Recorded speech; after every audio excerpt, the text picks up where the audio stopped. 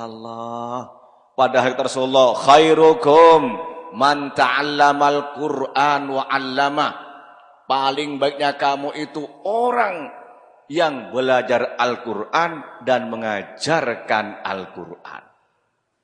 Guru ngaji hebat itu. Itu ilmu yang pasti manfaat. Besarlah hatinya para guru ngaji dengan mengajarkan Al-Fatihah. Dibaca oleh muridnya nanti ketika sholat. Ngirim pahala ke guru yang mengajarkan itu. Maka enggak ada bekas guru. Sekali guru tetap guru sampai selamanya.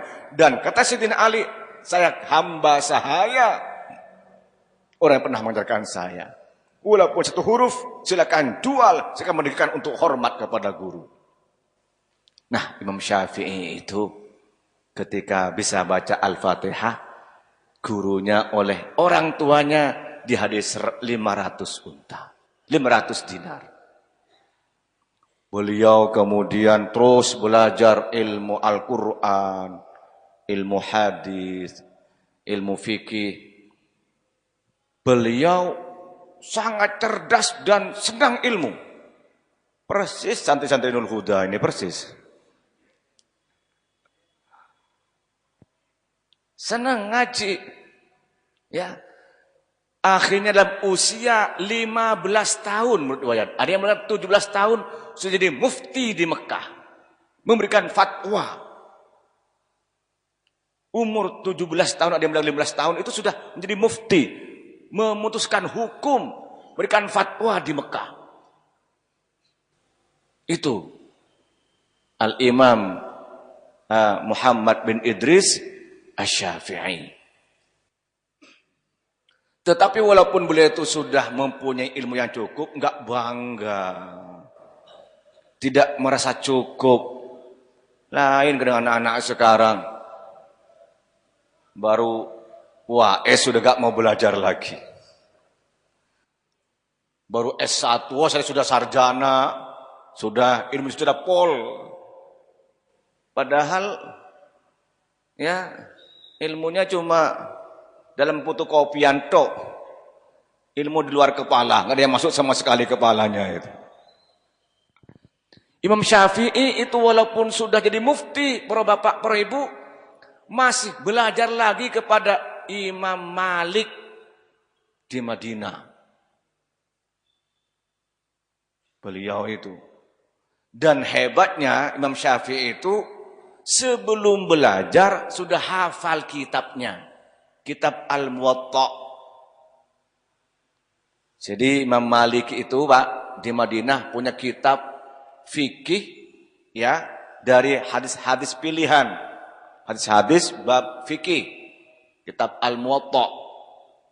Imam Syafi'i itu sebelum belajar ke Imam Maliki, hafal dahulu kitabnya, baru datang ke Madinah, mentashih ngaji kepada gurunya Imam Maliki. Persis santri Nurul Huda. Iya. Kalau anak sekarang sudah belajar, sudah WAS, lupa semuanya. Imam Syafi'i sebelum ngaji sudah hafal kitabnya. Dan itulah ya beliau hafal Al-Muwatta, enggak berhenti.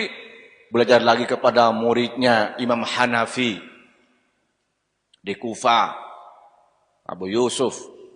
Sehingga beliau itu dapat memadukan metodologi dari Imam Maliki dan metodologi dari muridnya Imam Hanafi. Itulah yang memunculkan kemudian mazhab Imam Syafi'i yang memadukan antara ar-ra'yu, antara pendapat dengan an-nas, nas dari Al-Quran dan hadis Nabi Muhammad sallallahu alaihi wasallam. Sehingga memunculkan ijtihad baru ala madhab Syafi'i. Beliau Imam Syafi'i itu dikenal dengan Nasirus Sunnah, pembela as-sunnah. Sunnah Nabi Muhammad sallallahu alaihi wasallam. Ahli syair, ahli bahasa. Dan yang monumental bagi beliau Beliau menemukan pertama kali metodologi istimbatul ahkam. Metode penyimpulan hukum dalam ilmu usul fikih. Sehingga sampai sekarang menjadi sebuah fan ilmu tersendiri dengan kitab Ar-Risalah. Para bapak, para ibu, untuk menyimpulkan hukum ini tidak gampang. Ambil Quran, sak potong, hadis sak potong disimpulkan. Tidak. Ada metodologinya, ada caranya, ada kaidah-kaidahnya. Nah, Al-Wadhi yang meletakkan pertama metodologi penyimpulan hukum itu dalam ilmu usul fikih, yaitu Imam Syafi'i. Dalam kitab Ar-Risalah. Sama juga yang menemukan pertama kali ilmu nahwu itu Abul Aswad Ad-Du'ali, ilmu Arud Al-Khalil, itu yang penemu. Nah, Imam Syafi'i yang penemu pertama meletakkan metodologi usul fikih. Sampai sekarang itu berkembang ilmu usul fikih itu menjadi sebuah fan ilmu tersendiri. Dalam kitab Ar-Risalah ada sampai sekarang. Makanya Imam Syafi'i itu banyak berkembang mazhabnya. Karena luas dan mudah. Yang membawa ke Asia Tenggara ini, khususnya Indonesia, itu dari Yaman dan dari Mesir. Dari Arab dahulu. Ya. Kalau yang dari Gujarat itu bermazhab Hanafi di sana. Ya, yang dari Cina itu juga bermazhab Hanafi. Jadi yang banyak mempengaruhi Indonesia ini sehingga bermazhab Syafi'i itu dari Hadramaut dan dari Mesir. Karena Islam masuk ke Indonesia itu ada yang dari Gujarat, ada yang dari Cina, ada yang dari Arab, ada yang dari Yaman, Hadramaut. Ya, semua itu kemudian berkembang. Tapi memang kemudian di Asia Tenggara ini kebanyakan bermazhab Syafi'i. Kalau di Asia Tengah, India, Pakistan bermazhab Hanafi. Di Timur Tengah kayak Saudi Arabia, Kuwait dan sekitarnya bermazhab Hambali. Aljazair, Tunisia, Afrika Selatan, Afrika Utara itu bermazhab Maliki.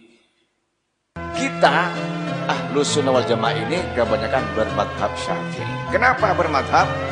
Karena kita menyadari belum punya kemampuan untuk jadi mustahil.